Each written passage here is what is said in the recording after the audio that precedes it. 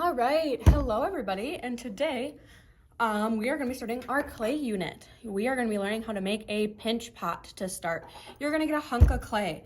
Here's the deal though, you don't want to use all of it for this because we are going to be making our pinch pots into monsters. So I'm going to take my clay and I'm going to take off about a third of it. So it's a little smaller than this ball, but we have a good amount over here. So I'm going to move that over to the side. All right, so I have my clay. It's kind of balled up. You can ball it like this. And you're gonna take it into your hands like this. And you're gonna take both of your thumbs. I kind of wanna position it so my thumbs are over top of it and my fingers are underneath. And I'm just gonna use one thumb to press down in the middle. And I wanna go deeper, and I'm rotating it so one side isn't thicker than the other. And as I rotate it, I'm also going deeper as I go in. Now, you don't want to go all the way through to the bottom. You're gonna tell when you're close to the bottom because it'll start pushing out on the bottom. This is about the hole I am looking for. So that would be my starting hole. Now, once I have that, I'm going to take it, and with either one thumb or both thumbs, you're going to turn your pot and pinch out as you go. Your pinching motion is with these fingers. So these 4 fingers are on the outside, your thumb is on the inside. And you want to remember to continue rotating it so you are not having one wall that's thinner or skinnier than the other. So I'm just going around a circle. Some people like doing both fingers. I like to do one because it lets me kind of hold it on the table. And as you go in, you might need to move your thumb around to widen out the bottom here as we pinch out our clay. And I would call this a pretty good pinch pot here. So, but our pinch pot is not the only thing we are making. It's not going to just be a pot like this. We are going to be making these into little monsters. So I'm gonna actually put mine on its side like this. And it's gonna be you're gonna notice that when you put it on its side, it's gonna go like this. That's okay. It's still gonna kind of look like a monster. Now your monster can kind of look like anything, but there's a couple rules. So I'm gonna start by making eyes, but what you need in order to make anything that comes off of your pinch pot, you have to score and slip it, which I'm gonna show you how to do. I need to grab my slip and a tool to score with. So here is my slip, here is my scoring tool. I like to use a fork for my scoring tool. I find it does the best job, but you can grab other things as well. So I'm gonna open up my slip.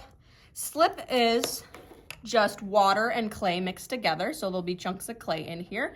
The clay, you want to use the clay as kind of a binding thing. So think of scoring and slipping as the way a zipper works. If you have ever looked closely at a zipper goes together with a bunch of little teeth that go together like this. So they fit together nicely and they hold so well because they have those teeth that zip together.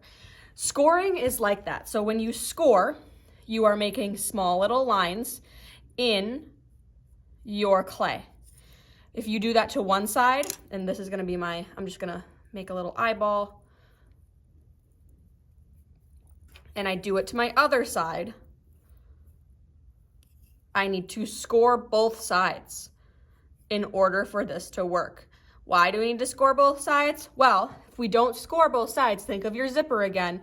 If one side is scored and it has its zipper spots and one side isn't, it will not go together as well. It might go in a little bit, right, into these crevices, but not fully, and it's easier to break off. If we don't score it at all, that means you're just having 2 flat sides going against each other, and when they're both flat sides, there's no glue there to hold them together. They're just gonna fall apart. So that is why scoring is so important. The slip is like the glue that goes on, right? So the slip, you take some slip and you put it on both sides, and it goes into those little crevices that we just carved in.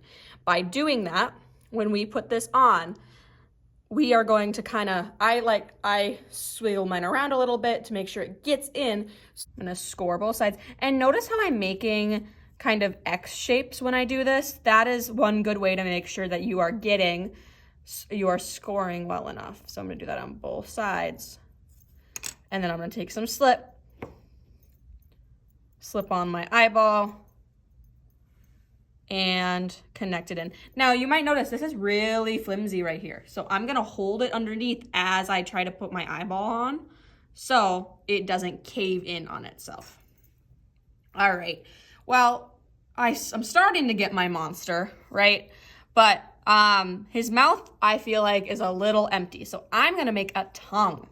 So I'm gonna take a good big chunk of my clay, and I'm gonna make a tongue shape. And again, I'm just pinching my clay in order to get in this. It might stick to the table, that's okay.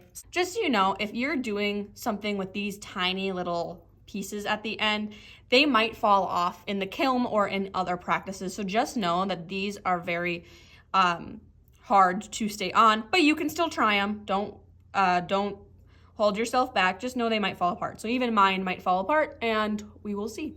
So here's my tongue, but I need to put it in here, right? So I have to score and slip both sides again. So I'm gonna pick up my mouth, and I'm gonna score on the inside here. I'm making my little lines with my fork. And I'm gonna score the underside of this tongue.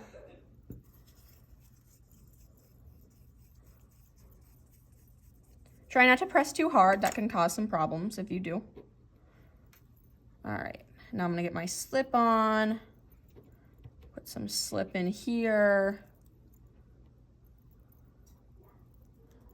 All right, let's get this guy in here. And again, I have to wiggle it around in order to make sure that it's going to stick.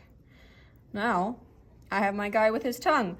His tongue's poking out, and that's okay. That's kind of what I wanted. Like this, I have a little bit of extra clay. You don't have to use all of your clay, but I want to let you know, and then if you want to carve into it, you can. Here's the deal. If you're gonna carve into it, it has to be really light.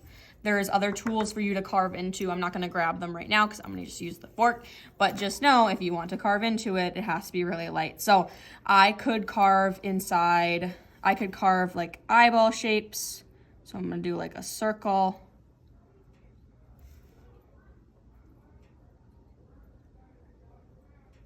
What we are going to do now is we are gonna let him dry. So I am going to put him in a box, and he's gonna dry out to a stage called bone hard. It means that you won't be able to edit anything more on him. I'm gonna keep an eye on them as they do this. I will be around to help fix things if I feel like they're going to fall off, because I don't want your stuff to be destroyed. And then I will put him in the kiln, and we will get to paint them after. And that is how you make a pinch pot monster.